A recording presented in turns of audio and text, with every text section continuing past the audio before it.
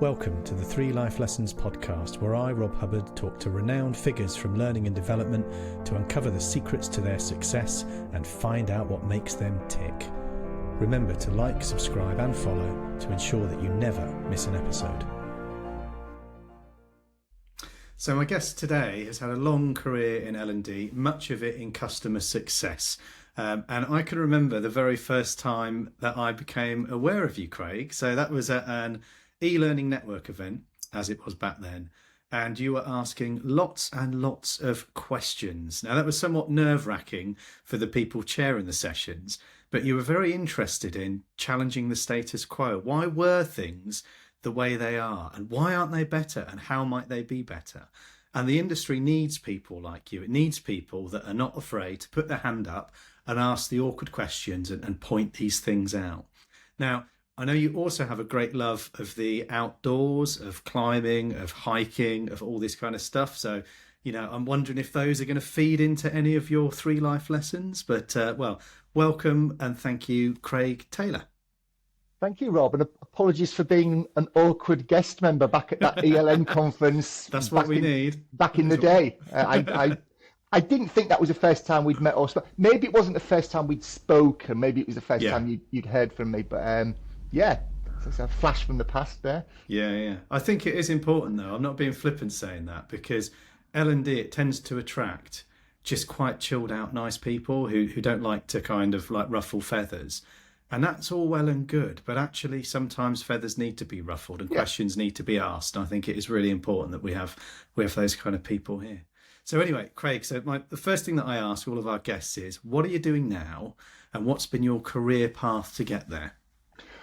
As we record this at this second, and I'm being very specific about that, right. I am the head of customer success at a company called SimplePole. SimplePole is an app that sits in the Slack the Slack workspace library. So it's an app that you would plug into Slack. I say at the moment because I'm not sure when this recording will be published, but as of the 1st of February, I'm becoming the general manager of SimplePole. So depending on when you're listening to this, I've either been the head of customer success or I still am. And even if I've moved on, I'm still doing the customer success role. So that's what I do right now. Potted career history. I left the army. I left school at 16. And went straight into the British Army. I spent the next 16 years, man and boy, mostly boy, having an absolute whale of a time, really enjoying myself. Decided after 16 years that I wanted to move on. And I went into a training / L&D / people development type role, because that was primarily, when I wasn't on operations, that's what I did in the Army. I was an instructor. So not quite the same subject matter being conveyed this side of the fence, but many of the good practices and the ethos behind it were the same. And for a long time, as you've alluded to in the intro, that was my career path. I was an L&D manager, I was a learning technologies manager, I was an L&D advisor. Around 2015, I became one of the above for a company that we both know, HT2 Learning, working for Ben, who's been a recent guest. And not long into that job, Ben said, Craig, do you fancy becoming our head of customer success? And I'll be really honest, Rob, and I embarrass myself when I say this to people, I thought he'd made the job title up. I'd never heard of customer success back in 2015. And to be fair, it wasn't a well-known phrase back in 2015. It was quite new. So I looked into it, realised it wasn't just something Ben had made up off the top of his head. It was a real thing. I went and did that. We're now in 2025. And I'm still doing that, and I've learned a hell of a lot. So, that's my career path. That's what's brought me to us having a chat today. Yeah, fantastic. So, what is the first life lesson that you'd like to share with our viewers and listeners? My first life lesson, not because it's the first, because it's in any order of priority, it's the one that immediately sprung to mind when I made my list, is networking. Now, I know there'll be people watching and listening to this rolling their eyes saying, that's an easy one, Craig. Everybody says that. Or if they don't say that, it's because they've decided it's just too obvious. It's too easy. It's too vanilla. It's too expected. But for me, for my career path, it's been incredibly important. And I've got some numbers to sort of share with you here to show how important it's been. I mentioned that my first job was 16 years in duration in the Army. Since leaving and starting the next role, I've had 10 employers in total, up into and including today, 10 employers. Six of those jobs, six of those employments have been gained directly as a result of my network. Wow. Either the hiring manager has known me through networking and has invited me to have a chat with them. Someone in the team has known me. An external consultant working for that business has known me and made an introduction.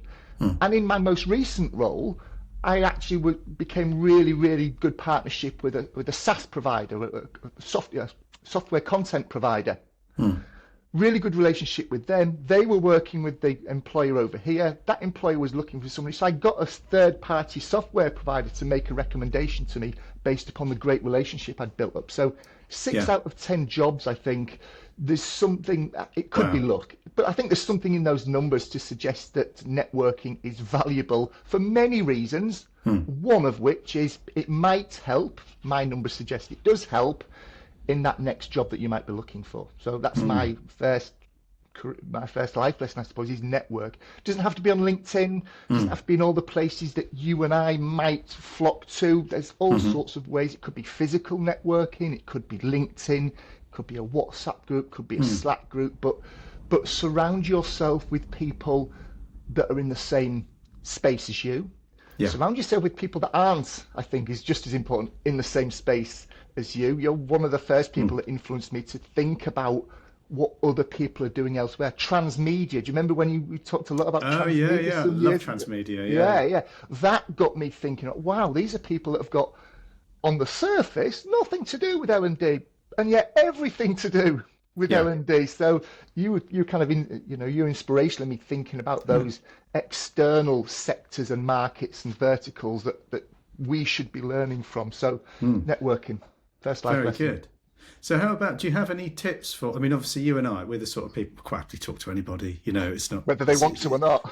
Yeah, whether they want to or not. But what about for people who find networking quite awkward and uncomfortable? They may be a bit shy, a bit more introvert. I mean, have you got any kind of tips that could help them?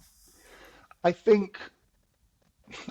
I really don't know if this is as applicable as it was when you spoke about as networking at the ELN conference, but you can go to things, physical things, you can attend virtual things, and just through osmosis start to sort of pick up on what's going on and chip in here or there as far as you feel comfortable doing so. That was certainly the case at the ELN network when I first joined. I wasn't that confident in speaking about the things that I was passionate about. I might have been confident asking other people awkward questions, but I wasn't necessarily keen to put myself out there as somebody that knows more than anybody else does.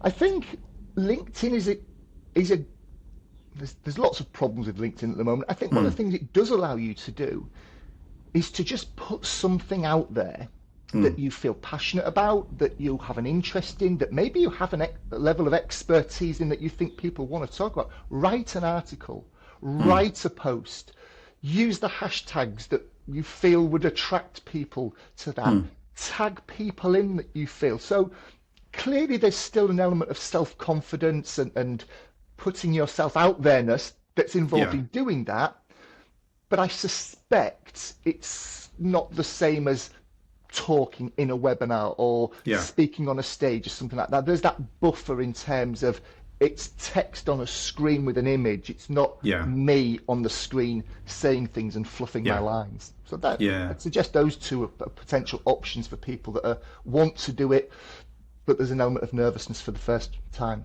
Yeah, great. So basically, baby steps. Do as much as you're comfortable with, and then appreciate that you'll kind of develop and you'll become more confident over time. And don't feel that you have to jump in, 2 feet in at the deep end and just kind of be really uncomfortable. Take little steps. I think that's great advice. Well put, Rob. Well summarised. Yeah. Cool. So, what about life lesson number 2, Craig? Life lesson number 2. I've stolen my own thunder a little bit with my intro, but it's about taking risks. My first job straight from school was a soldier. Inherently taking risks is it's woven into your day-to-day. So let's park that as an example of taking risks. I don't think it's applicable I hope it's not applicable to most of your viewers and listeners. I left the army. That was a risk. Leaving was a risk. I left at a strange point. I left after 16 years, which is a weird time to leave. People tend to leave early on, Yeah. or they stick it through to the pension age because the pension's quite good. 16 years is neither here nor there. It's a lot of time invested, but not enough invested to hang around if you stop enjoying it, which was the case with me. So leaving was a risk. In terms of the big life lesson, though, that I think most people can apply to, I mentioned I went to work with Ben. I went there, initially the job was sort of learning solutions architect. I talked to customers and help them use the platform better. In a way, that is customer success. Yeah. In a really brutal, simple one-liner, that's kind of customer success. When he said, do you fancy stepping into this role? There's no mention of learning in the title there. There's no mention of learning and development. It's, on the surface, an entirely different practice on the surface. That was a risk. I was leaving behind years and years and years. Also, I thought, leaving behind years of hard-fought experience and wisdom that I built up in the L&D space and throwing it out the window, or so I thought. Yeah. Turns out there's a massive overlap between good customer success and good learning and development, or there should be a massive overlap between the two. There should be. I'm not sure that there necessarily is from an L&D failing perspective, but there should be a massive overlap. That was a risk to me. That was me potentially scrapping everything I'd learned and having to learn something afresh. Don't get me wrong, there's a ton of new stuff I've had to learn from a CS perspective, but I've had to or needed to forget or waste very little of the L&D perspective. It's been a huge advantage, probably in helping me get to where I am now. I wouldn't have done that if I'd not been prepared to take that risk. And clearly there's a fine line between taking a risk and being a half-wit. Yeah. Sometimes that line is very faint and it meanders and it's never quite always in the same direction. There's clearly a difference between being a fool and taking risk. But I think if people are good at weighing things up, if people are accepting of potentially needing to step sideways or maybe step down to move on faster or to move on in a better suited to them direction, risk taking, sensible risk taking, is something that I think a lot of people are averse to. I've worked in the nuclear industry since leaving the army, the rail industry, the nuclear industry, financial services, all of which are massively risk averse for good reason when it comes to the nuclear industry, right? I mean, I'm pleased they're risk averse. I'm really pleased they're risk averse. But that doesn't mean that because the sector that you are in is understandably risk averse, that you have to be risk averse in some of your practices and your thinking. So do you think your attitude to risk comes into what you enjoy in your spare time? So the mountaineering that you do, I guess you like to kind of push yourself a bit, but not take crazy, stupid risks. So is that a kind of right? Am I taking it from one place and incorrectly putting it somewhere else? No, you're not. I think if we'd spoken 15 years or so and had this conversation, I think you'd have been absolutely on the ball. I think you're still very close to the bullseye with that statement, don't get me wrong, but 15 years ago, I wasn't married with kids. And I think introduced that tiny little aspect of people's lives into things, and all of a sudden that dangerous risk taking, the climbing, the mountaineering, the scrambling, all of a sudden the appetite, and possibly being 15 years older and creakier as well, that diminishes the appetite for pushing things a little. But still, being keen on the outdoors, living in the UK, if we only went out in good, safe weather, of course there's no such thing as safe weather, we hardly step foot outside the door. So just putting yourself out there in the elements in the area that I live in, which is shown on the map behind me, Snowdonia, that in itself presents a risk. Just going out in bad weather is there's a risk involved. Going out in bad weather on a rock face, there's a greater risk Yeah. in that. Going out in bad weather on a rock face at a grade that you're barely competent of climbing in dry weather is an even bigger risk element Yeah. in there. But I think you're absolutely right. That risk taking makes me sound like some sort of James Bond adrenaline junkie, and I don't think that's not right. But willing to take risks outside of work possibly makes it easier to take risks inside of work. But I'm not suggesting that people take up silly hobbies just so that they can be a bit more well polished at taking risks in their day-to-day practice. Yeah, absolutely. I mean, I think that kind of calculated risk taking and mitigating the kind of negative outcomes that might take from taking an action gives you the confidence to do that. I don't know about you. I get very bored just doing the same thing all the time. I always like to be learning and be developing. I think like lots of people in learning and development, we love learning stuff. We love kind of progressing. And inherently, if you like learning stuff, you're taking a little step into the unknown. So, I wonder if that would be really interesting actually to find out. I must do this at a conference, speak to a load of L&D people and find out the kind of hobbies that they enjoy and if there's an element of risk there, which doesn't necessarily mean physical risk. They might be musicians, or they might write, for example, the risk of putting your ideas out there or some story that's really kind of important to you and people going, that's a load of rubbish. Or maybe they paint, or, there's all these other kind of ways of taking risk, putting something of yourself out there. It's like the networking question you asked earlier on, that first person writing their first LinkedIn article or volunteering to speak at an ELN event. There's a risk involved in doing that, albeit perhaps not a physical life-changing risk. So that would be an interesting session, Rob. Let me know when you run it. Yeah, cool. All right, so we're on to our third and final life lesson. So what would you like to share for your last one? This, on the surface, falls well and truly on my customer success side of my career. But if we scratch below that surface, it should have transcended both sides, my L&D side and my customer success side. And the life lesson is, worry less about your numbers, your metrics, your goals.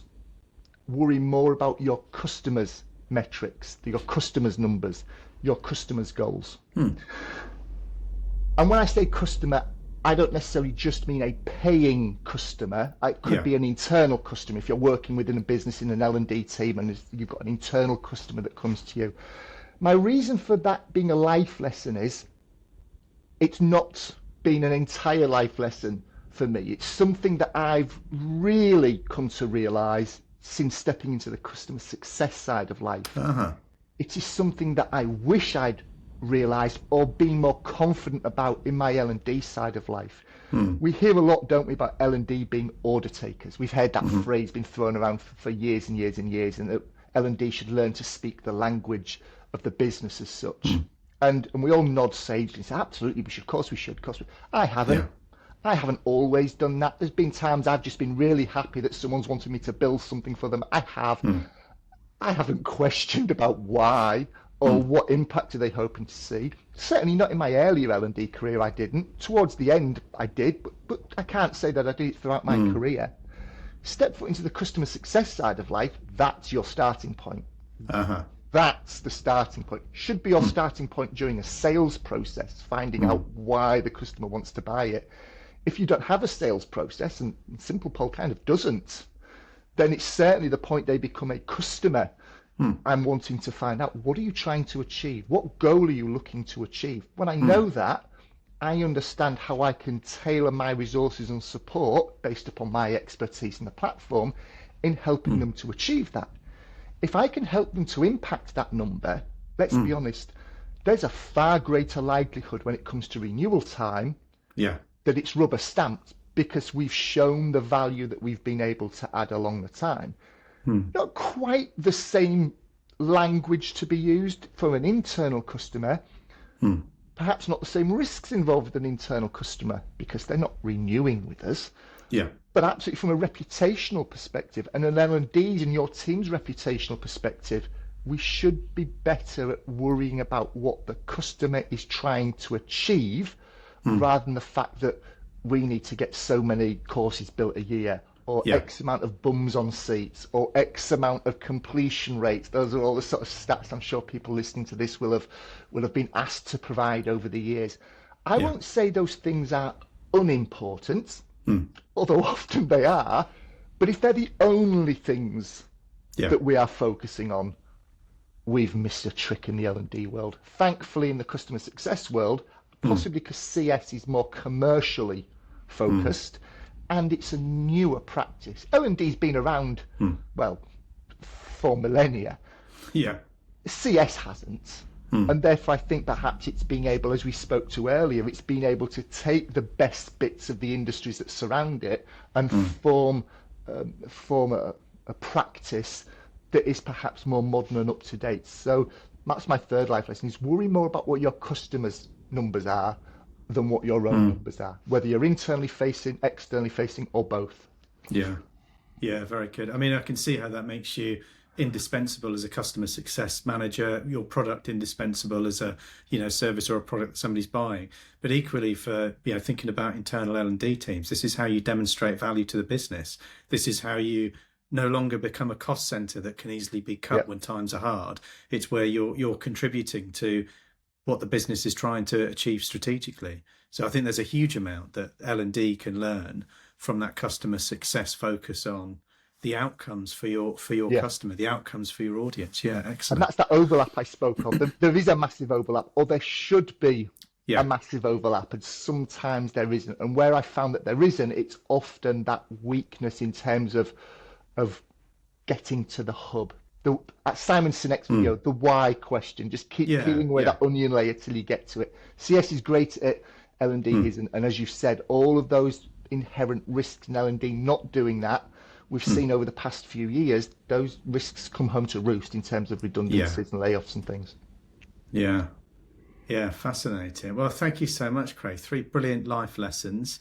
And I think it's really interesting seeing, as you say, that overlap between customer success and L&D, and how all those years ago taking that step that felt like a huge risk has led you on to the success that you're having today. And congratulations on the promotion, the new role that you'll be stepping into. I know you'll be absolutely awesome at it. So thanks again, Craig Taylor.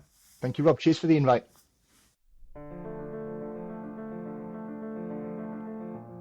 If you've enjoyed learning those 3 life lessons, then make sure that you like, subscribe and follow so that you never miss an episode.